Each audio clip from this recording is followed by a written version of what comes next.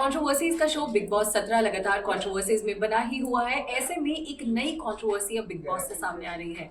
मुनव्वर फारूकी, जिनको लेकर ये देखा जा रहा था कि बहुत ही दमदार प्लेयर वो निकलकर सामने आएंगे, लेकिन अब आयशा खान के आने के बाद उनका गेम दिलचस्प होने वाला है या फिर फीका पड़ने वाला है। इस सब पर चर्चा करने के लिए आज मेरे साथ प्रियांशी मौजूद है, जो बहुत ही बारीकी से बिग बॉस के हर एक पहलू को स्टडी करती है। तो सबसे पहले मैं आपसे यही जानना चाहती हूँ प्रियांशी, कि मुनव्वर फारूकी का गेम जो अब तक चल रहा था, आयशा के आने के बाद वो अप होने वाला है या एक लेवल डाउन चला जाएगा?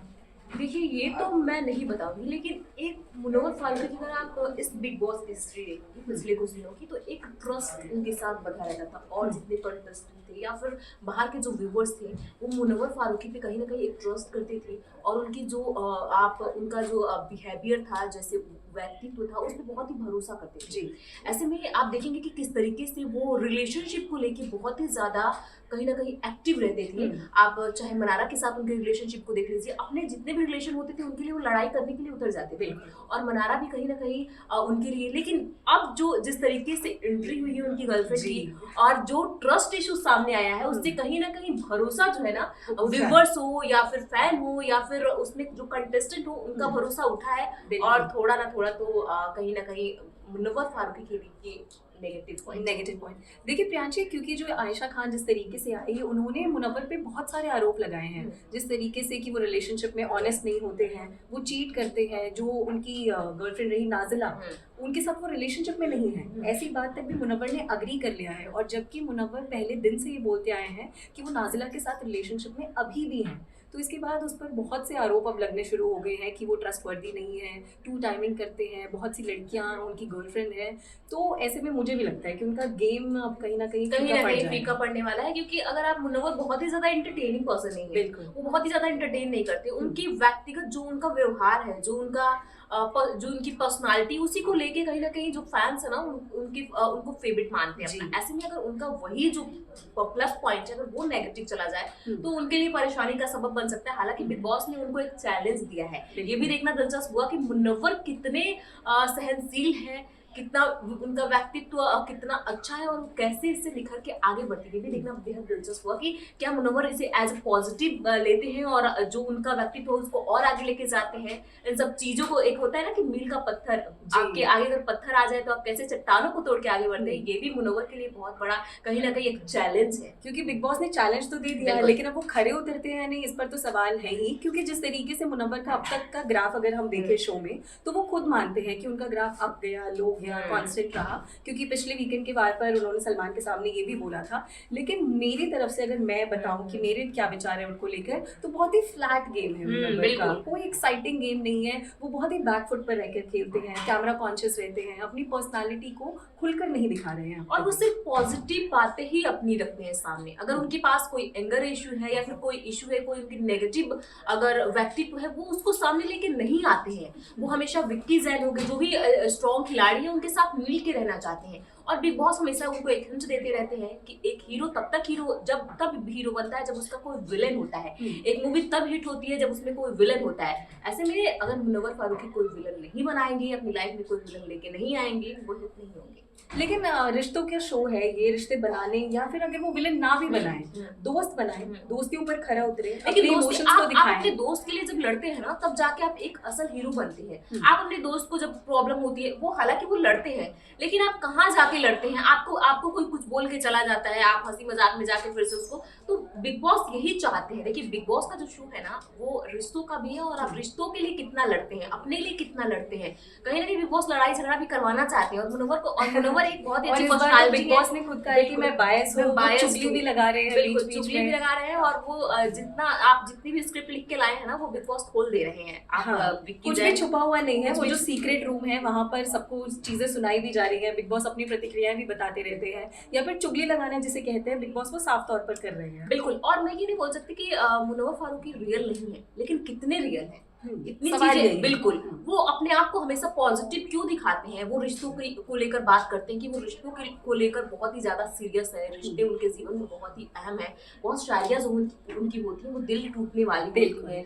हाँ। तो ऐसे में क्या वो दिल तोड़ रहे हैं या उनका या दिल उनका टूटा दिल है? टूटा हुआ है? क्योंकि आयशा के आने के बाद अब कहीं ना कहीं ऐसा लग रहा है कि जिस तरीके से वो शायरियां अपनी गाते थे जो कि दुख वाली होती थी कि उनका दिल टूटा है, शुरू से अब ही वो- आप उनकी शायरी देखिए, वो जी हमेशा पिछले शो में भी वो काफी शायराना अंदाज दिखाते हैं जिसमें सैड शायरियां ज्यादा होती हैं। और इससे ये हम कहीं ना कहीं जो व्यूवर्स है या फिर जो जानते हैं उनके बारे में ये सोचते हैं कि उनका एक शादी टूट चुका है, उनका एक छोटा सा बच्चा, शायद इसीलिए ये बातें करते रहते हैं, हमारा ये मानना है। लेकिन सामने जो आयशा- अब आया है ना, और जी। आयशा की बात से बहुत सारी लड़कियों ने ये भी क्लेम किया है कि वो हमारे साथ है, हमारे साथ है। इसके जी, बाद से जो बिल्कुल। कंट्रोवर्सी बची है वो तो देखना दिलचस्प होगी 4-5 दिनों में आखिर होने वाला क्या है। इसमें प्रियांशी मैं ये भी पूछना चाहती हूँ कि सोशल मीडिया पर अब दो पक्ष बन गए हैं मुनव्वर फारूकी को लेकर, उनकी इतनी बड़ी फैन फॉलोइंग है तो बिल्कुल। वो भी अब बटी हुई नजर आ रही है। एक तरफ लोगों का कहना है कि वो उनकी पर्सनल लाइफ है, पर्सनल रिलेशंस हैं, किस तरीके से क्या सिचुएशंस रही होंगी वो मुनव्वर को पता है या उनकी गर्लफ्रेंड को पता है, तो इसको पब्लिक प्लेटफॉर्म पर लेके आना या इन सभी बातों पर ऐसे कंट्रोवर्सी करना ठीक नहीं है। दूसरा पक्ष है जो कि अब मुनव्वर को पॉइंट आउट कर रहा है कि ये झूठा है, इसने शो में अपनी झूठी पर्सनालिटी दिखाई है या ये लड़कियों के साथ गलत करता है। आपको क्या लगता है कि कौन सी पर्सनालिटी को हम अभी ऊपर रख के देख सकते हैं?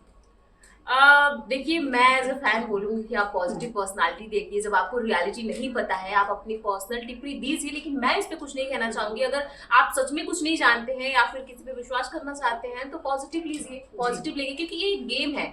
आप और एक और बात होती है कि आपकी एक टिप्पणी से ना किसी की लाइफ बर्बाद हो सकती है। तो उनका पर्सनल लाइफ जो है वो अपने पर्सनल लाइफ में क्या करते हैं वो उनका पर्सनल चॉइस होना चाहिए। हम अगर उस पर कुछ टिप्पणी ना करें, हम as a viewer as a fan देखें तो ज्यादा अच्छा होगा। इसमें दूसरा पर्सपेक्टिव ये भी होता है कि अगर आप पब्लिक पर्सनालिटी है तो कुछ भी आपका पब्लिक नहीं रह जाता है। अगर आपका रिलेशनशिप नाजिला के साथ पब्लिक था तो ऑब्वियसली लोग बातचीत तो करेंगे ही उसके बारे में, लेकिन आयशा अब जो बातें कर रही है वो काफ़ी कॉन्ट्राडिक्टरी हैं कि एग्जैक्टली वो नाजिला के साथ है या अपनी जो बीवी रह चुकी है उनके साथ भी बातचीत में है या आयशा खान उनकी गर्लफ्रेंड है। तो बहुत सारी अब स्टोरीज उनके लिए निकल कर मुझे लगता है कि फारूकी के लिए बहुत मुश्किल बड़ा होने वाला और है। मुश्किल दिन आने वाला है सामने, और आ चुका है।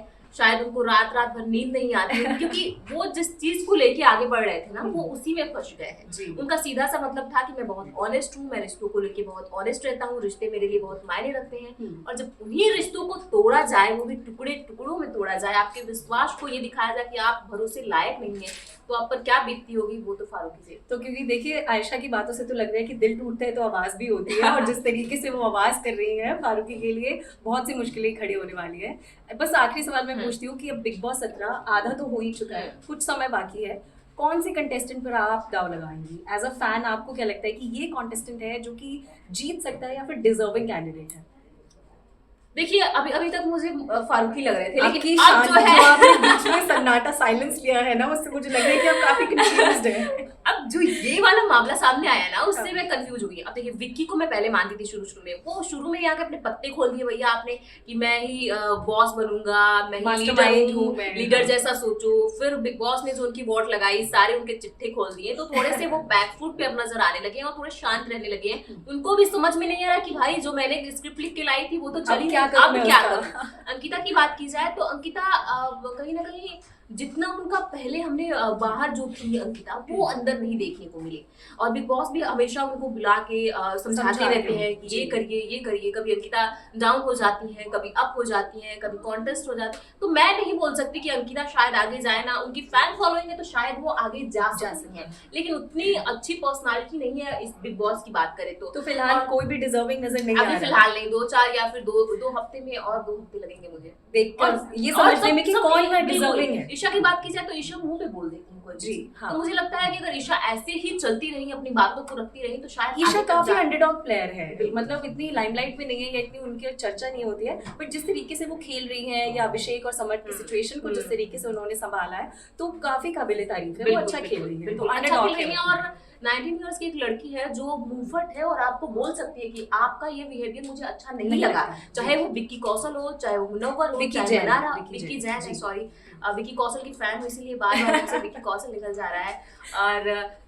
और अगर हम अभिषेक की बात करें, अभिषेक भले ही एग्रेसिव है लेकिन वो बिग बॉस भी बोलते हैं कि आप कैमरा कॉन्शियस नहीं है, आपको कैमरे पे कुछ ना कुछ करना होता है। करना होता और अगर पिछले हिस्ट्री देखें तो जितने भी कंटेस्टेंट रहे हैं और जिनके पास जुनून रहा है गेम के लिए, वो आगे तक गए हैं, टॉप 3 में तो गए हैं। तो अभिषेक को मैं टॉप 5 में देखती हूँ, जी, ईशा को ईशा टॉप को 5 में देखते देखती हूँ, हैं। लेकिन टॉप 3 वाले में ना थोड़ा सा अभी कंफ्यूजन है। बिल्कुल। ईशा और अभिषेक के नाम पे तो मैं भी सहमत हूँ, लेकिन विनर कौन होगा मुझे लगता है, मुझे भी अभी 2 से 3 हफ्ता लगेगा बिल्कुल। उसको जज करने में। लेकिन हम ऐसी चर्चाएं करते रहेंगे बिग बॉस को लेके, क्या कुछ अपडेट्स आ रही हैं अपने दर्शकों को बताते रहेंगे। आपको क्या लगता है कि बिग बॉस 17 का विनिंग जो डिजर्विंग कैंडिडेट है वो कौन है? हमें कमेंट करके जरूर बताइएगा। और मुनव्वर के बारे में आप क्या सोचते हैं? जी, वो भी बताइएगा कि किस तरीके से वो एज अ प्लेयर सामने आ रहे हैं, या अब उनकी मुश्किलें बढ़ने वाली हैं या कम होने वाली हैं, ये भी हमें जरूर बताइएगा। बहुत बहुत धन्यवाद।